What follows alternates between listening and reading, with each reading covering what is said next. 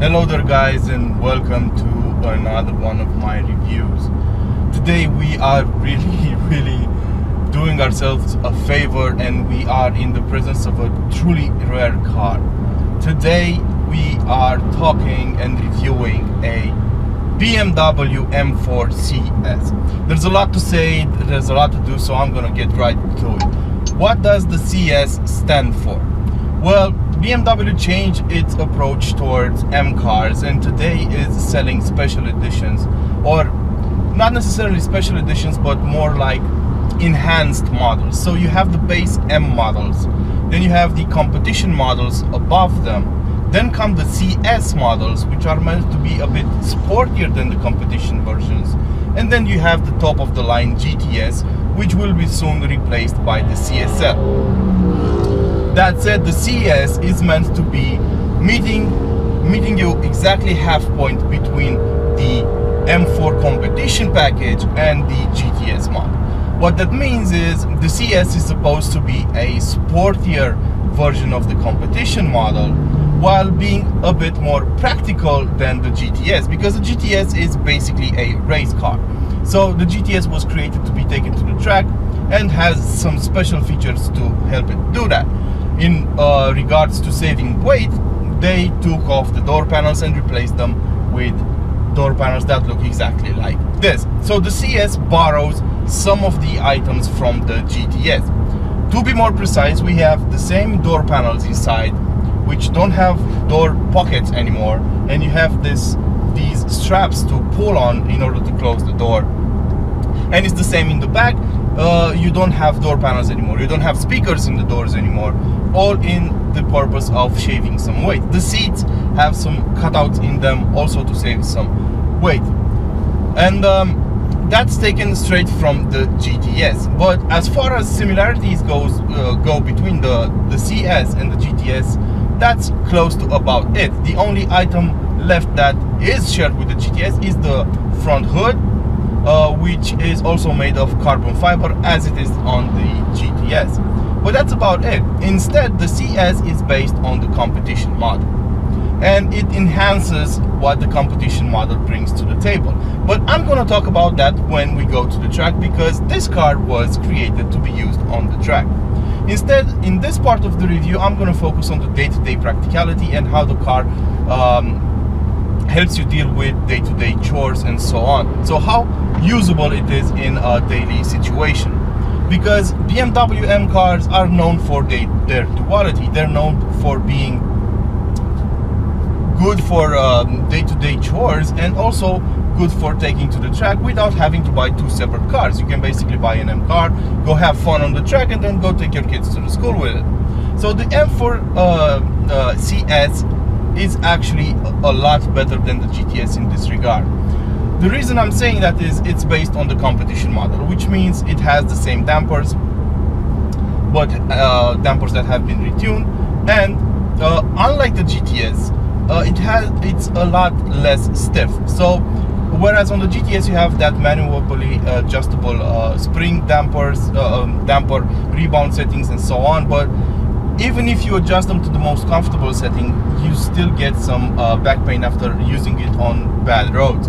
The CS is actually comfortable on a day-to-day basis. I wouldn't say 7 Series comfortable, but it's not that bad with your back. Of course, you are going to encounter some issues. For example, compared to the competition package model, you get a fixed front spoiler made of carbon fiber, and that will eat up into your ground clearance. It's not by a lot, maybe some, I don't know, 1 inch, but it is noticeable, and it does make you drive more carefully around town, especially on uneven roads and so on. Also, the fact that you don't have door panels, I mean, you do have door panels, but they don't have that those storage spaces in them, can get annoying. That's what I found out, because you don't have a place to put your stuff. For example, I always take out my wallet when I get inside the car, and I usually put it in the door bin. Not possible here. Also, you don't have a armrest, which, you know, once you get used to using an armrest, can get pretty annoying. But it was all done in hopes of shaving weight. The AC, for example, is manual and single zone. The audio system, since you don't have speakers in the doors, is just a professional sound system. But I'm gonna tell you what, the sound system is actually pretty good. I'm guessing because you don't have speakers in the doors, the mid-range isn't all that great, but the bass and the highs are good enough. I'm gonna say good enough. So on the practical side of things, you know, the CS isn't as practical as the M4 competition package. But then again, this car was created to be taken to the track. So you can see that just by looking at it. If you want to spot the CS from a competition pack model, you only have to look at the rear, because that's where the dead giveaway is. That is yet another element taken straight from the GTS, and I'm talking about the taillights, of course. They are absolutely stunning. They look amazing because they use OLED technology, which basically means they have some really thin blades in them with organic LEDs around them, which create a mesmerizing effect, especially when you lock and unlock the car at night, because they light up from the center of the car towards the edge, giving you the impression that the car somehow blinks. It's amazing, but that's the biggest giveaway. But then again, there's the front splitter on the front end of the car. There's the boot lid spoiler, both made of carbon fiber. And then there are the special wheels the M4 CS comes with, which are forged and extremely light, 19-inch up front, 20-inch in the back. And that size can be smaller because you need to be able to fit bigger brakes. And this car has the optional carbon ceramic brakes on it, which cost about 8,000 euros. But you know what, since this is a track car, you're gonna buy it to get to the track and back again. And if you're gonna use it on the track, because that's what it was meant for, you're gonna need carbon ceramic brakes. So I think that is an option you should take. What I don't think you should get is the option of electrically adjustable seats. This car has it. Doesn't really make sense because it adds a lot of weight to it. The car tips the scale at 1,675 kilos, and you know, it doesn't really make sense. Just get the manually adjustable seats. They're good enough, they're lighter, you don't have to spend additional money. So around town, it's rather easy to drive this car. I told you, you need to watch for potholes and speed bumps and so on because of the front lip, but it's not that bad. I mean, you get a decent amount of ground clearance, especially compared to the sportier GTS. So overall, the M4 CS does come with a couple of drawbacks when compared to the M4 competition, for example. It's not as comfortable, it's a bit stiffer, as it seems to me. And of course, the 7-speed gearbox doesn't really like traffic, and it can get a bit clunky at times. But that's an issue you find on all cars because the gearbox wasn't tuned to be different in the CS application. So you get that issue on most M4s. But it's not terribly annoying because I just guess I'm used to the 8-speed ZF gearbox. So overall, around town, the M4 CS is decent, but as I said already, it can get pretty annoying not having door bins.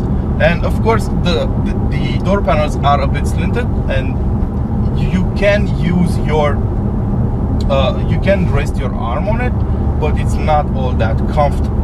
That being said, I think it's time to take this car to the track and see what it can do on its natural environment. So now we arrive at the more technical part of the review, the one where I take this car to a proper track to see how it handles compared to its more down-to-earth alternatives. So the M4 CS is meant to be a more track-prone car compared to the M4. That's why, as I said, you get these funky door panels taken straight from the GTS, and the car is lighter than the competition package M4 by 35 kilos. But the biggest change comes in, the biggest changes have been done in other departments. First of all, the front axle and the rear axle are now making contact with the road thanks to lighter wheels, and those wheels are wrapped in Michelin Pilot Cup tires, to be more precise, Cup 2 tires. These have a lot more grip than the alternative on the standard M4 competition package, and they make a hell of a difference. When pushed hard, the car grips a lot better exiting the corners and allows you to carry more speed into the corners without having to brake too early. Of course, a lot of the credit goes to the optional carbon ceramic brakes we have on this tester, which are quite expensive, around 8,000 euros to be more precise. However, they don't show any sign of fade even after taking the car to its absolute limit a couple of times on the track. So they might be worth the money for those who go to the track on a regular. Furthermore, they wear out a lot harder than normal steel brakes, so it might be a worthy investment. Not to mention that the carbon ceramic brakes also shave a couple of kilos of the overall weight of the car. So that being said, there's another important thing I want to mention, the engine. Now, at first, an increase of 10 horsepower over the competition package doesn't seem like a lot. there's a bigger upgrade in the torque department, where now we have 600 Newton meters of torque compared to the 550 which come on the standard model. So those 50 extra Newton meters of torque do make a big difference. But what's even more impressive is the way the engine responds now. Whereas the M4 is a bit, let's call it twitchy, as it revs up and the torque hits you instantly at about 5,000 RPM, making the car lose control. On the M4 CS, that the torque band is a lot smoother and allows you to be more progressive in your acceleration, which makes the car a lot more predictable, let's say, and a lot more enjoyable, allowing you to take it to the absolute limit. Another thing you should know is that the suspension has also been tweaked, and the dampers, even though you don't get the adaptive dampers on the M4 GTS, which can be manually adjusted in a variety of ways, the standard CS dampers do feel like an improvement over the competition model, because they allow less vertical travel, and the car feels more composed when driven hard and even on uneven roads, and of course on the track as well. Now, the dampers themselves aren't different than the ones on the competition package, but they have been tweaked and fine-tuned to provide a better experience. Now the car has more front-end grip. Of course, the tires do play a part in that as well, whereas the rear also feels a bit more composed. Of course, the aero bits on the car also help out, but only at higher speeds, providing downforce. The front carbon fiber splitter provides more downforce for the nose, while the big lip on the boot provides more downforce for the rear axle, offering you more grip on the track. Compared to the M4 GTS, the front carbon fiber splitter is not adjustable, so it's just fixed. But if you're interested in that kind of stuff, in adjustable spoilers, in adjustable suspension setup, you might be better off with the GTS.